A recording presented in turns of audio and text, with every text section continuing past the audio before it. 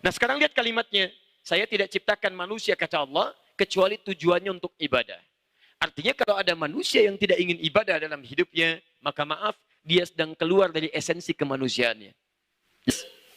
Satu, apa tujuan hidup kita? Satu, ibadah. Wujud ibadah disebut dengan amal soleh. Lihat Quran surah 103. Tadi saya bacakan. Wal 'asr innal insana lafi khusr. Lihat kalimatnya insan. Menunjuk pada setiap personal. Dan menggunakan alif lam. Alif lamnya istighraq. Menunjuk pada semua. Seakan-akan ingin menunjukkan bahwa fungsi kita ini nggak bisa diwakilkan pada orang lain. Nah, kalimatnya menggunakan insan. Menunjuk pada personal. Kemudian menggunakan alif lam. Seluruhnya tanpa kecuali. Kalau nas itu umum, tapi insan menunjuk pada setiap kita. Lihat kalimatnya. Innal insana lafi khusr illa alladhina amanu wa amilus salihat. Wujud ibadah disebut dengan amal saleh. Jamaknya amilus salihat. Kita terjemahkan amal saleh. Fungsi hidup yang pertama adalah supaya orang bisa beribadah atau mengerjakan amal saleh. Kalau kita tutup yang persamaannya, setiap orang hidup, maka tujuan hidupnya yang pertama untuk beramal saleh. Paham? Pertanyaannya, sampai dengan malam ini, berapa amal saleh yang pernah antum kerjakan? Jangan-jangan dari sekian kehidupan yang pernah kita titi, lebih banyak amal salahnya dibandingkan dengan amal salehnya. Jadi kalau sampai saat ini, belum terkumpul kemudian amal saleh yang dianggap layak oleh Allah, maaf, berarti Anda belum masuk dalam esensi penciptaan kemanusiaan. Apa wujud amal soleh itu? Yuk kita terjemahkan. Lihat rumusnya baik-baik ya. Setiap ada kalimat amal soleh, itu senantiasa bersanding dengan iman. Jadi kalau Anda ingin mengetahui detil amal soleh, mudah. Temukan kalimat iman, di situ pasti ada. Wal 'asr innal insana lafi khusr illa alladhina amanu wa amilus shalihat. Sekarang detilnya apa? Cari kalimat iman, setelahnya amal soleh. Mari kita lihat detilnya. Kalimat iman pertama Quran surah kedua Al-Baqarah ayat 3 misalnya sampai ayat 5-nya. Lihat kalimatnya. Alladzina yu'minuna bil ghaib. Iman. Ada orang-orang yang menyatakan dirinya beriman pada Allah walaupun tak nampak dalam pandangannya. Ghaib. Kemudian dia buktikan imannya dengan mengerjakan amal soleh. Perhatikan kalimatnya. Wa yuqimunas salat. Salat. Wa mimma razaqnahum yunfiqun infaq. Walladzina yu'minuna bima unzila ilaik. Interaksi dengan Al-Quran. Baik membaca, memahami, menghafalkan dan sebagainya. Mentadaburi, mentafakuri dan seterusnya. Walladzina yu'minuna bima unzila ilaik. Wa ma unzila min qablik. Wa bil akhirati hum yuqinun. Baik. Dan mengerjakan semuanya dengan yakin. Ini baru contoh. Setiap temukan kalimat iman, setelahnya amal saleh. Ya ayyuhalladzina amanu kutiba alaikumus syiyam. Puasa. Ya ayyuhalladzina amanu aufu bil 'uqud. Ya ayyuhalladzina amanu idza nudiya lis-salati min yaumil jumu'ah. Ya ayyuhalladzina amanu, ya ayyuhalladzina amanu. Amal saleh. Coba teman-teman ya, saya ambil contoh satu aja sampai dengan malam ini. Mohon maaf ya, kalau bagian dari pernyataan saya barangkali ada yang kurang berkenan. Tapi hal itu menjadi evaluasi dalam kehidupan kita. Karena satu saat kita akan berpulang. Mumpung masih diberikan kesempatan. Saya mau tunjukkan satu aja dari sekian banyak amal soleh yang kita titik sampai dengan malam ini. Solat saja. Saya sering katakan kepada Anda, kalimat solat pertama dibuka dalam Al-Quran dengan kalimat jama' ghair mahdud. Jama' tanpa batas. Kalau ada jama' tanpa batas, itu berarti menunjuk kepada semua ragam solat yang pernah ditunjukkan dalam Al-Quran, dituntunkan dalam sunnah Nabi.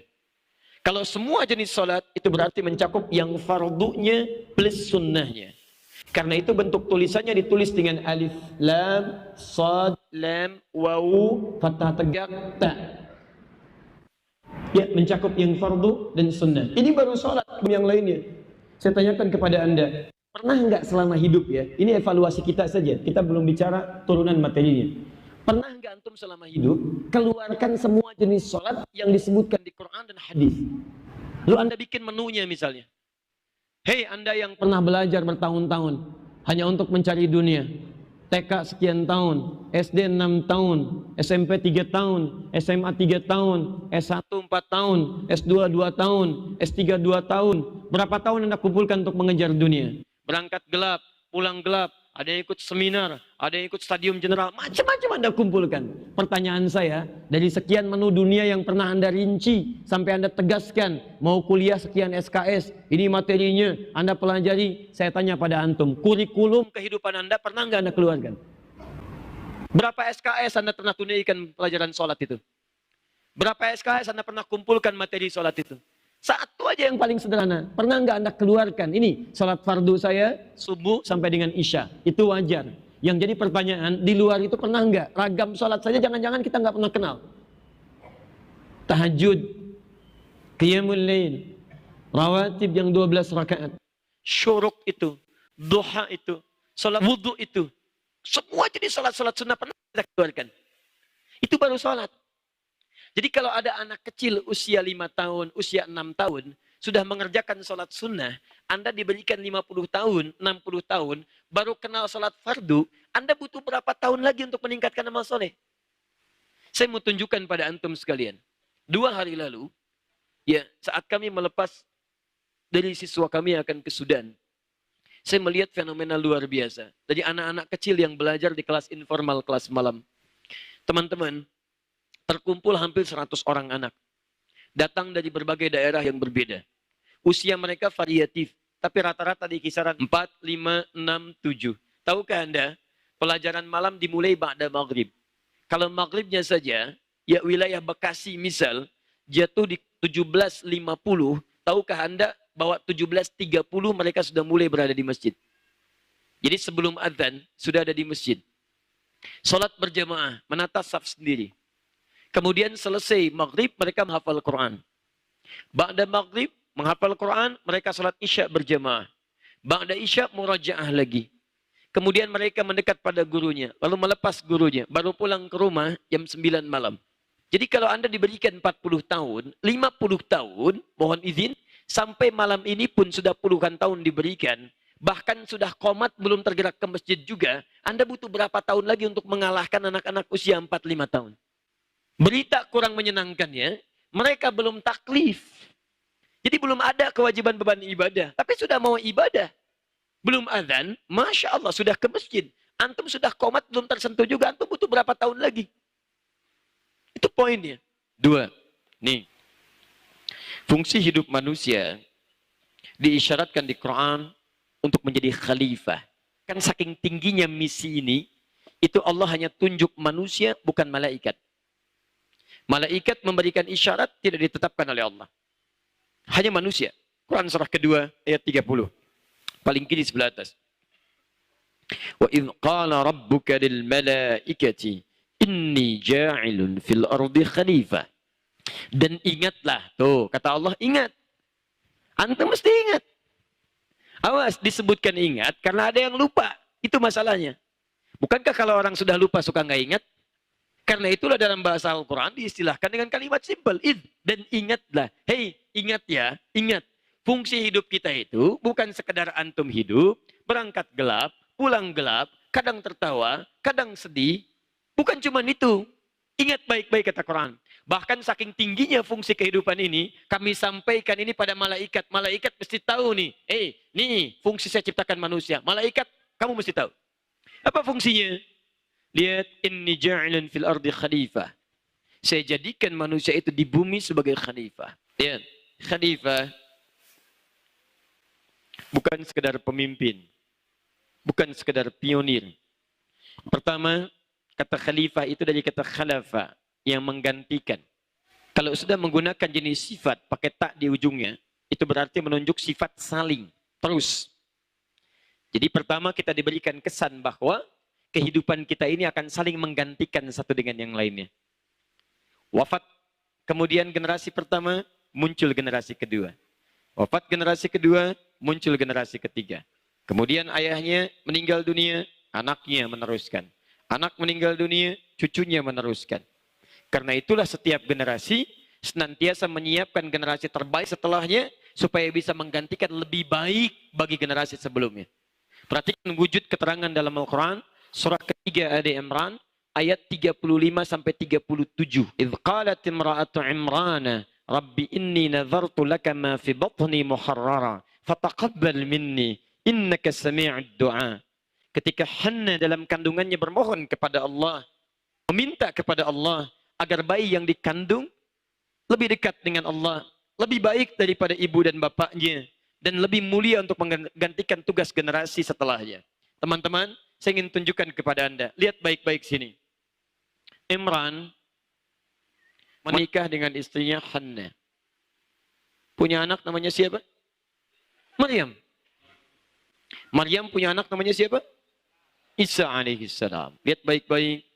Imran nikah dengan Hannah. Hannah punya anak namanya Maryam. Maryam punya anak namanya Isa.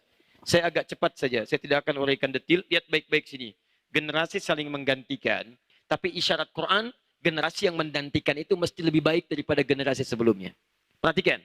Imran, Hannah. Punya anak namanya Maryam. Maryam lebih baik daripada ibu dan bapaknya. Perhatikan, lebih baik daripada ibu dan bapaknya. Maryam lebih baik daripada ibunya Hannah. Hannah tidak disebutkan namanya di Quran. Cuman isyaratnya Imran atau Imran. Maryam disebutkan namanya di Quran. Bahkan jadi surah ke-19. Surah Maryam. Imran disebutkan keluarganya. Ali Imran, Maryamnya personal. Ini menunjukkan Maryam lebih baik dibandingkan kedua orang tuanya.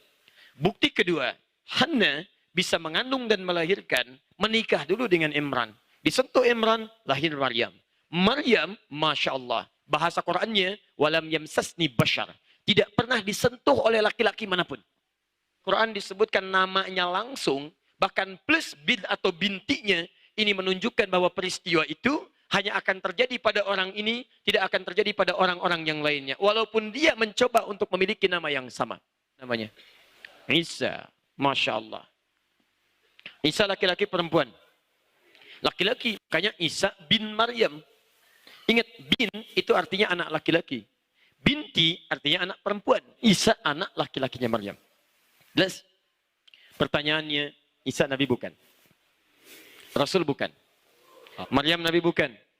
Rasul bukan? Berarti Isa lebih baik daripada Maryam, lebih baik daripada Imran dan Hannah. Perhatikan teman-teman, ketika berganti generasi, yang ini selalu lebih baik, yang ini selalu lebih baik dari sebelumnya. Kenapa? Karena tantangan di setiap masa itu beda dengan tantangan sebelumnya. Dulu, tantangan bupati dulu, mungkin sekarang selevel dengan tantangan camat. Tantangan camat dulu, mungkin sekarang selevel dengan tantangan RT. Jadi kalau Anda ingin membuat generasi terbaik, Anda mesti menyiapkan yang terbaik. Karena ketika saling menggantikan, zamannya sudah beda. Zaman 3315 Nokia, dengan zaman yang sekarang Apple sudah seri ke-8 bahkan mau plus, itu tidak mudah. Jadi kalau Anda tidak siapkan anak-anak kita lebih baik daripada sebelumnya, akan ketinggalan anak-anak kita. Yang paling berbahaya adalah kalau ada orang tua yang tidak menyiapkan generasinya untuk persiapan masa depannya yang terbaik. Masa depan yang terbaik itu apa? Wal tanzur nafsum ma qaddamat lighad. Quran surah 59 ayat 18 sampai akhiratnya. Ingat, tujuan kita kompetisinya bukan cuma dunia, sampai akhirat. Antum nih jangan bangga dulu kalau anaknya juara matematika. Kalau cuma juara matematika, non-muslim pun bisa jadi juara olimpiade. Yang jadi persoalan, maaf, saat di akhirat nanti, antum banggakan status dunia, banyak sudah orang tua membanggakan status akhiratnya. Hampir banyak sekarang anak-anak yang disiapkan orang tuanya untuk menjadi juara Al-Quran. Di mana antum? Ini poinnya. Yang kedua, manusia disebut dengan khalifah, mengisyaratkan akan saling menggantikan, tapi pada hal apa dia menggantikannya. Quran surah 21 ayat 105. Belum selesai. Walaqad katabna fi az-zabur min ba'di adh-dhikri anna al-arda yarithuha ibadiyas salihun. Lihat baik-baik. Inni ja'ilun fil ardi annal arda. Pertama, saya jadikan manusia itu di bumi sebagai khalifah. Di bumi. Tugas khalifah saling menggantikan. Dalam hal apa menggantikannya? Ternyata bukan cuma urusan masalah dunia. Tapi Masya Allah. Annal arda yarithuha ibadiyas salihun. Di bumi ini, kami tugaskan untuk saling mewarisi manusia itu pada hal-hal kebaikan. Di khalifah itu maksudnya punya misi yang menampilkan nilai-nilai kebaikan di bumi. Jadi kita ini diturunkan ke bumi untuk banyak beraktivitas kebaikan. Misi pertama untuk ibadah, misi kedua untuk memperbanyak kebaikan. Berbuat baik. Berbahagialah teman-teman bahwa kita ini diciptakan jadi orang baik. Bahkan di antara kebaikan itu disebut dengan ins. Ins 18 kali disebutkan di Quran. Ins itu asalnya makhluk baik. Dari kata al-unsu, al-anasu. Satu, maaf, makhluk yang tampak, kelihatan. Makanya langsung disandingkan dengan jin sebagai lawan. Jin tersembunyi, setiap ada kalimat di bahasa Arab dibuka dengan huruf jim dengan nun, artinya tersembunyi, tidak tampak. Ingat, jin itu tersembunyi, manusia nampak. Jadi kalau manusia misalnya, maaf, senang sembunyi. Pulang ke rumah, ada pintu depan, sembunyi lewat pintu belakang. Ke masjid sembunyi-sembunyi. Ke kantor sembunyi-sembunyi. Maka pada saat yang bersamaan, dia sedang menjadi di manusia yang keluar dari fitrahnya. Dia sedang punya masalah. Kedua, ins itu lembut, ramah, baik, halus. Lawannya jin. Jin itu bukan makhluk halus. Jin itu disebut jin karena punya perangai yang kedua, kasar. Mustahil. Orang kemasukan jin kalau tidak meracau, dia akan mengacau. Tapi manusia tidak. Saat dia diciptakan oleh Allah disebut dengan ins, diberi tugas jadi khalifah, kata Allah, kamu makhluk baik. Kamu makhluk lembut. Karena kita dipuji oleh Al-Quran, dimuliakan dari makhluk yang lainnya. Perhatikan, semua tubuh kita, sejak diturunkan ke bumi, lahir kita, dari rahim orang tua kita, generasi Adam, maka semua tubuh kita dari ujung kepala sampai ujung kaki disebut makhluk mulia. Quran surah 17 ayat 70. Lihat baik-baik ukuran hidup kita. Awas jangan main-main di sini. Walaqad karramna bani Adam. Kami telah muliakan seluruh anak keturunan Adam. Bani Adam itu semua keturunan Adam sampai kehidupan berakhir. Jadi teman-teman sekalian, kita ini makhluk mulia. Awas, kita makhluk mulia. Dari ujung kepala sampai ujung kaki. Apa di antara kemuliaannya? Lihat kalimatnya. Walaqad karramna bani Adam. وَحَمَلْنَاهُمْ فِي الْبَرِّ وَالْبَحْرِ. Karena kemuliaan itu kami izinkan banyak beraktivitas. Umumnya di daratan atau di lautan. Indah bahasa Quran. Kata Allah, silakan beraktivitas. Di darat, di laut, kamu makhluk mulia. Mulia. Silakan. Kenapa tidak disebutkan udara? Karena pada umumnya jarang orang beraktivitas di udara. Kecuali hanya melintas. Ya. Nah. وَرَزَقْنَاهُمْ الطَّيِّبَاتِ. Karena ini makhluk mulia, maka kami hanya berikan rizki-rizki yang baik saja, yang mulia juga. Perhatikan baik-baik ya. Lihat baik-baik. Jadi kita makhluk mulia, seluruh tubuh kita dari ujung kepala sampai ujung kaki mulia. Karena itulah semua organ tubuh kita hanya diperkenankan oleh Allah beraktivitas yang mulia saja.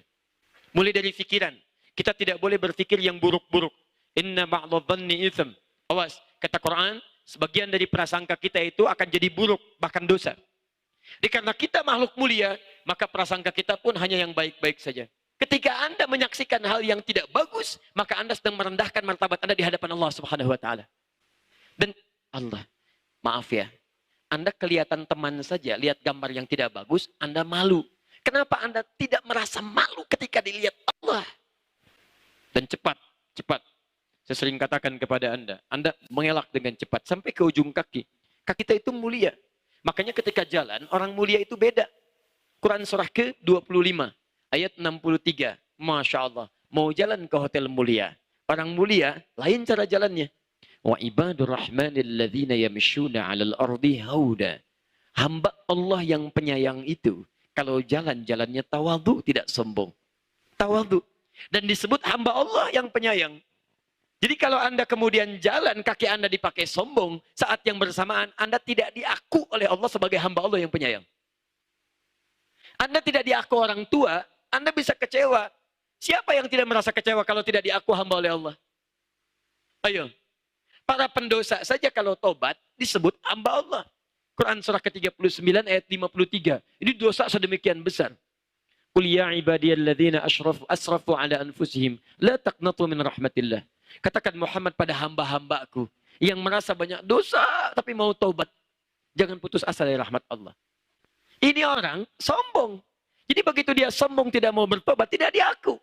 Makanya setan, iblis, ketika dia merasa sombong daripada Adam, ana khairun minhu, khalaqtani min narin wa khalaqtahu min tin.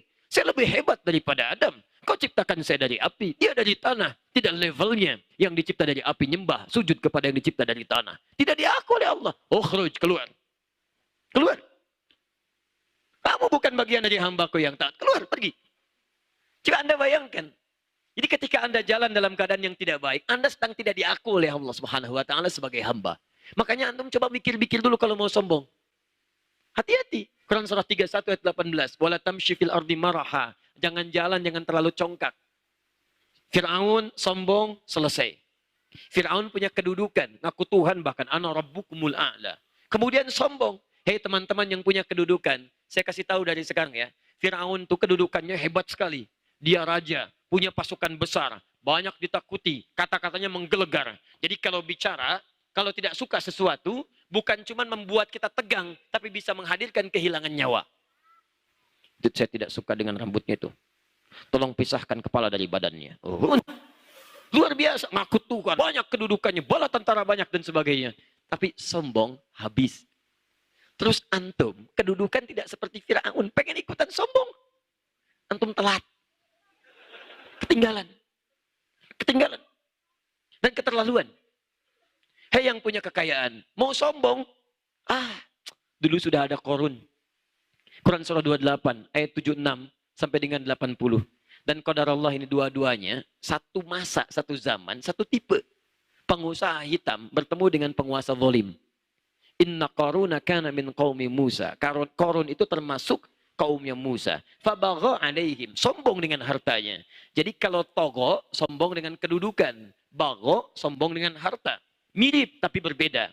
Karena itu ketika Fir'aun disebutkan togo. Idhab ila Fir'auna innahu togo. Qarun disebutkan bagha. Inna Qaruna kana min qaumi Musa. Fabagha alaihim. Apa kesombongannya? Karena harta bendanya. Kaya. Wa inna mafatihahu latanu'u bil usbah. Dan sungguh kunci-kunci gudang hartanya. Bahasa Qur'annya gudang harta. Bukan berangkas. Kalau berangkas masih kecil ukurannya, paling segini. Ini gudang. Kalau gudang segimana sih? Kunci-kunci gudang hartanya saja tidak sanggup dipikul oleh bodyguard yang mengiringinya kemanapun dia jalan. Jadi ciri khas Qarun itu kalau jalan, di belakangnya bodyguard cuman ngangkat kunci gudang hartanya saja. Masya Allah, saya tuh. Tuh lihat belakang. Lihat, mau ngambil, ambil aja. Ini aja ngangkat kuncinya susah, situ mau ngambil. Masya Allah. Qarun, tapi hancur. Fakhasafna, kami tenggelamkan seluruhnya. Antum sekaya apa sih? Jadi pengen bersaing dengan Qarun? Jauh. Qarun itu sekarang hartanya masih diburu. Harta karun, harta Qarun. Harta antum siapa yang buru? Coba cek. Terus Anda pengen ikutan sombong kayak Qarun? Aduh. Baru punya Lamborghini. Qarun sudah punya Lamborghini. Banyak tuh. Ayo, antum mau apa lagi? Ya, nggak ada teman-teman sekalian. Untuk apa? Jadi antum telat ketinggalan.